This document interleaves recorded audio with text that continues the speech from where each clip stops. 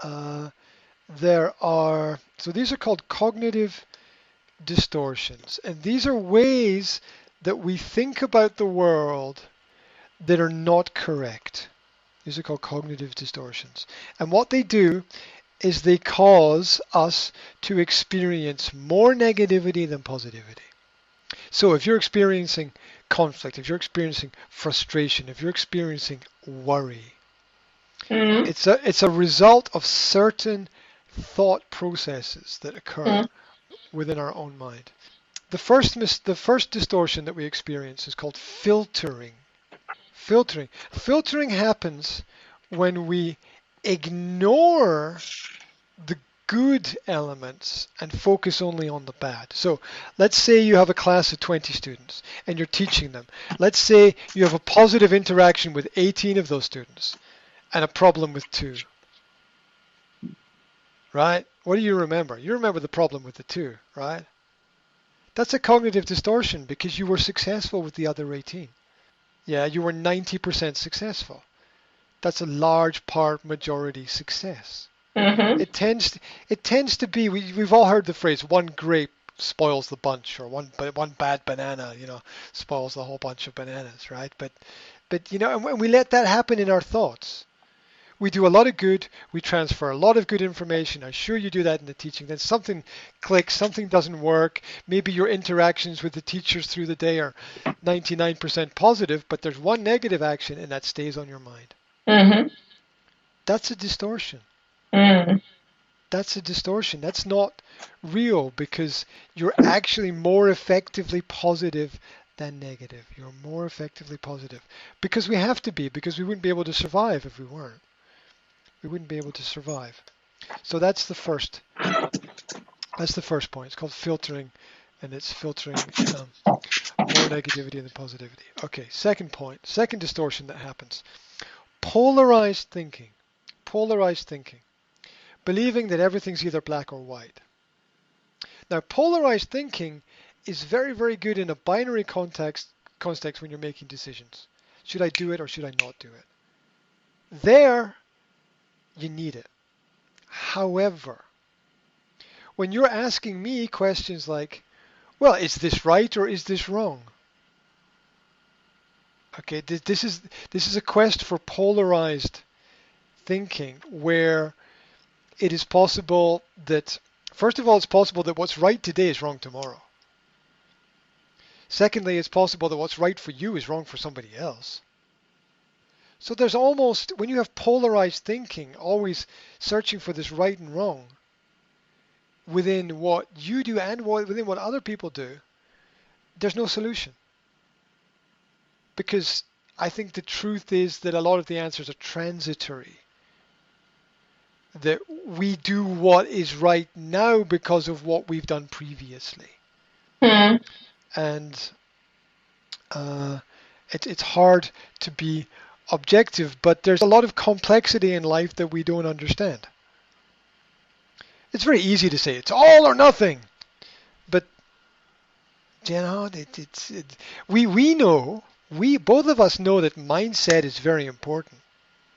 Both of us know that we can make a choice between positive and negative. Making that choice, Mm. it's a bit more complex than that. It's a little bit more complex. So polarized thinking doesn't help us. Polarized thinking. Yeah. Um, okay. Third negative element here, third distortion, is overgeneralization. Overgeneralization. We think that because one thing happens one time, it's always going to happen. Overgeneralization. Or we think because one person says this, other people are going to say it. And I think if we reflect back through our conversation today, there are a number of examples where, well, this person is like this, and if they tell somebody else, they'll do the same thing as that, and it doesn't take into account the fact that we're all slightly different. And so there's an overgeneralization very often within the minds of people, where we think because it's happened once, that's it, or we take one piece of evidence, we know one thing, and we draw a conclusion from that one thing. Mm. Like we have one meeting, and we draw a conclusion from that one meeting without knowing what other meetings this other person may have had within their life. And it's also it's uh, it's limiting. It's a limiting thought because maybe you have a bad day with one person. It doesn't mean every day with that person is going to be bad. Yeah. So the thought. But one bad day can spoil the whole future. Oh yeah. Um, well, that relates to the earlier point that some days are more important than others, right? Hmm. Like the cup final is more important than the first game of the season. They're both important. They're both important, but we have to grade the levels of importance. Hmm. Okay. Next distortion, jumping to conclusions. Similar to overgeneralization, but we make a conclusion without having all of the information, without speaking to everyone involved, without taking time to think about everything. A lot of mistakes are made because we react like this. At the same time, a lot of good choices are made because we react like this. So it's hard to know. It's hard to know. I always suggest realizing the situation. Yeah, it's some situations you can take time to think about things. If you remember the role play conversation that we had earlier, one of my solutions was to defer the problem. Would you like to discuss it? Great. Let's set aside a time. Because for that person it's key now. But if you can express to them it's key for you too. But you don't have time now, but you'll make time later. Then there's a possibility that the the the urgency of the problem will dissipate because you're offering a solution and they're not taking it, basically. There. So we have to be careful about jumping to conclusions, especially about why somebody might be doing something.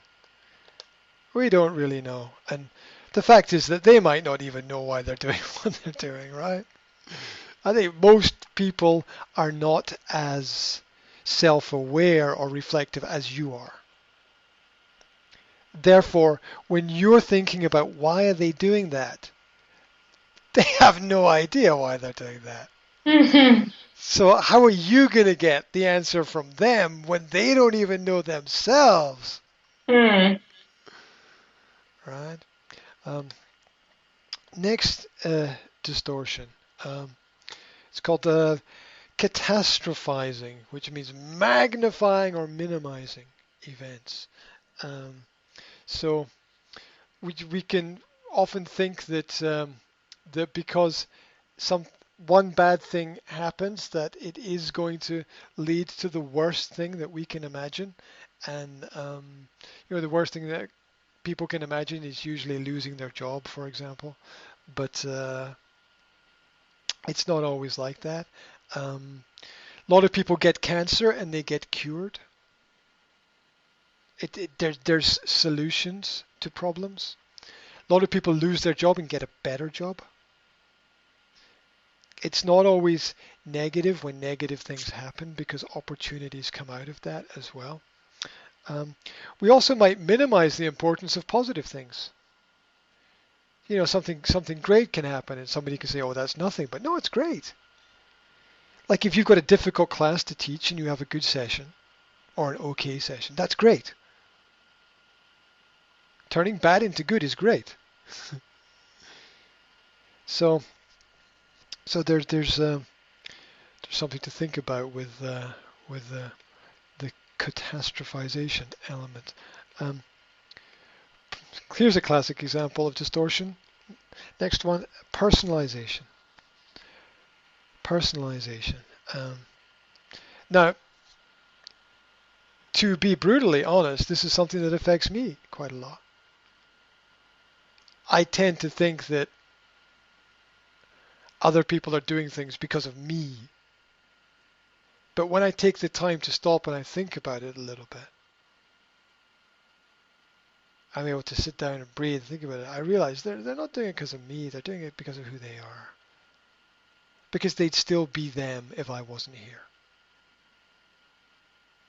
So the so that element, that distortion, the personalization is is very important. It's also this belief that's it's also a limiting belief because people start thinking that um, that everything is happening because of them, and it's not, because life is more complex than that. It's a result of life is a result of the complex interactions of people, not just one person, but of many people. There's a good film with Brad Pitt that deals with that element where I can't remember the name of the film. Is where a series of bad events happen, but it's nobody's fault that any of the bad events happen. It just happens that all of these things are caused at the same time. Um, it's crazy. We can often over dramatize things as well through personalization, where you can think it's the end of the world because something happened, but it's really not. Um, we'll do a few more. Next one is called control fallacies. The next distortion is control fallacies. This is feeling like everything is happening to you because everything is either out of your control or everything is in your control and nobody else has any power. Now, these are two extreme points, but neither one are strictly true because it's a balance of both things. Um, it's not true that absolutely everything is out of our control because we can talk to people, but it's not true that everything is because of us, because other people are always involved in our interactions in life as well. So